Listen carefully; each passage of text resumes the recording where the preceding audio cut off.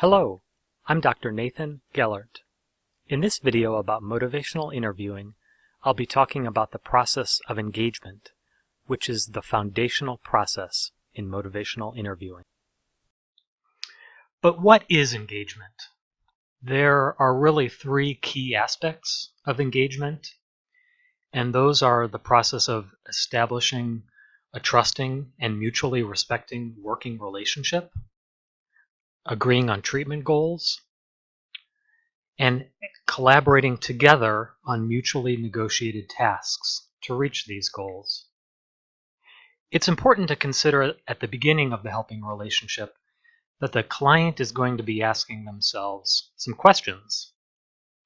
For instance, do I feel respected by this counselor? Does he or she listen to and understand me? Do I trust this person? Do I have a say in what's happening in this consultation? Am I being offered options rather than a one-size-fits-all approach? Does he or she negotiate with me rather than dictating things to me? How we engage with a client will determine how they answer these questions. Let's consider our own role and what we might do that could get in the way of engagement. Miller and Rollnick highlight 6 traps that could lead to disengagement in the counseling relationship. Those are the assessment trap, the expert trap, the premature focus trap, the labeling trap, the blaming trap, and the chat trap. Let's talk about each of those. The assessment trap involves a pattern of asking closed questions that can lead to the client giving lots of short, non-revealing answers. A lot of times, this is typically a part of intake, but it doesn't need to be. We might find ourselves asking questions such as, how old are you? How much do you drink each week? Do you have a good relationship with your parents? These sorts of questions lead to a pattern of question, answer, question, answer, question, answer. And in this pattern, the client becomes passive, while deeper levels of thinking, feeling, and experiencing aren't explored. Importantly, this places the counselor in a position of power, which is a position that we don't want to be in as a counselor. Remember, too, that no one likes to feel poked and prodded, and these questions will lead to that feeling of being poked and prodded. It's much better to ask open questions such as, tell me about yourself. I'm curious to hear more about your drinking. What's your relationship like with your parents? The expert trap involves just that, the counselor being in the role of the expert. The counselor adopts the role of being the all-knowing expert, the all-knowing problem solver. We believe, however, that when personal change is needed, the client needs to be viewed equally as an expert. The counselor doesn't have all the answers. Clients experience engagement when we treat them as knowledgeable about their lives and their experiences. A counselor using the motivational interviewing approach is not non-directive. That is, the counselor will offer suggestions for change. However, this is done after the client's motivation is high, after the initial exploration of many diverse pathways to change, and only upon the client's request, or when the counselor perceives that the client is in immediate danger. The premature focus trap. It's important to not focus too quickly on what we perceive to be the problem. It's really important to spend time learning about the client's perception of the presenting concerns. And often there are many of them, and when we focus too quickly, too early on a presenting concern, we may not learn what all the concerns are. And oftentimes clients won't reveal the most pressing concern right away. That can come at the end of a session, at the end of several sessions. Clients will withdraw if we focus on things that aren't important. Importantly, exploring the client's concerns in depth is important because it builds rapport. The labeling trap happens when the counselor describes the client as having a diagnosis or having a problem. Remember, it's reasonable for people to resist being labeled.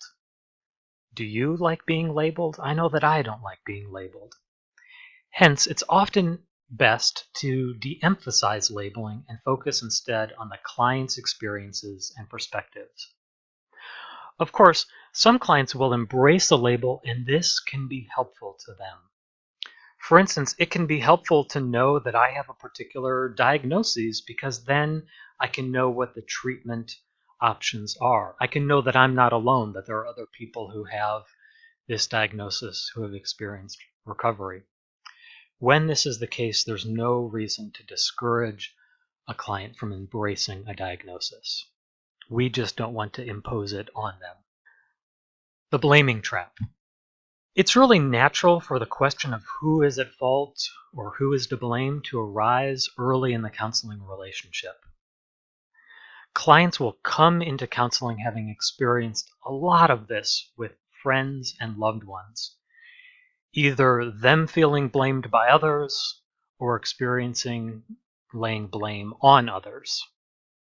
They will often expect the same from you as their counselor.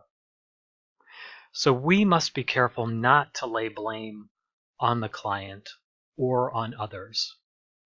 It's helpful to simply state that counseling isn't concerned with fault, but rather we counselors are concerned with what's troubling the client and what can be done about it. And the final trap, the chat trap. It's really easy to fall into the trap of making small talk with a client. It's easy at the beginning of the counseling relationship when there's perhaps not a lot to talk about because we don't know the client that well. And it's also easy later in the counseling relationship when we do know them well.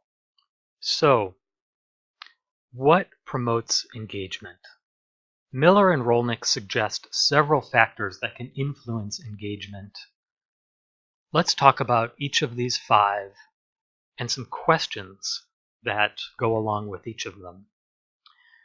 So, desires or goals. It's important to consider what did the client want or hope for in coming to counseling? What is it that they're looking for? Importance. We can ask the client, how important is what you're looking for? How much of a priority is it for you? Positivity. The counselor can ask, did you feel good about the experience? Did you feel welcomed, valued, and respected? Were you treated here in a warm and friendly manner? Expectations. It's important to consider the questions, what did the client think would happen? How did the experience fit in with what they expected? Did it live up to or perhaps even exceed their expectations? Hope. Do you think that this situation helps people like you to get what you're seeking? And also the question, do you believe that it would help you? So, how to engage in the first session. And the first session is really key. There's research that shows, and we're going to get into statistics here a bit, if you look at a distribution of the number of counseling sessions that people attend, the mode in that distribution is 1. Now take a minute to think back to statistics and see if you can remember what that means. What that does mean is that the most frequently occurring number in that distribution is 1 session. Now that can mean a lot of things. It can mean that there's not good fit between the counselor and the client. It can mean that perhaps the client isn't ready for help. But there's also a lot of things that we, the counselor, can do to help promote engagement in the first session and maximize the likelihood that our client will return. So it's important to consider, why is the person coming to see you now? What does he or she want? Ask them this and listen and listen deeply. How important are the client's goals? You can simply ask this question. We may perceive something as being important when it's actually not important. Next, be welcoming. Offer a cup of coffee. Look for what you can genuinely appreciate about the client and comment on these things, even simple things. And look for other ways to help the client feel welcomed. Be curious about what the person thinks about how you can help them. Give the client some sense of what to expect. That could be some general idea about how long treatment might last, or what treatment might look like given their presenting concerns. Finally, and most importantly, offer hope. Explain what you do and how it may help. Present a positive and honest picture of changes that others have made in a similar situation, and also of the efficacy of the services you can offer. Thanks for joining me for this video. In the next video, I'll be talking about active listening and how it is the foundational skill in the counseling profession. Please click the subscribe button to receive notifications when new videos are posted.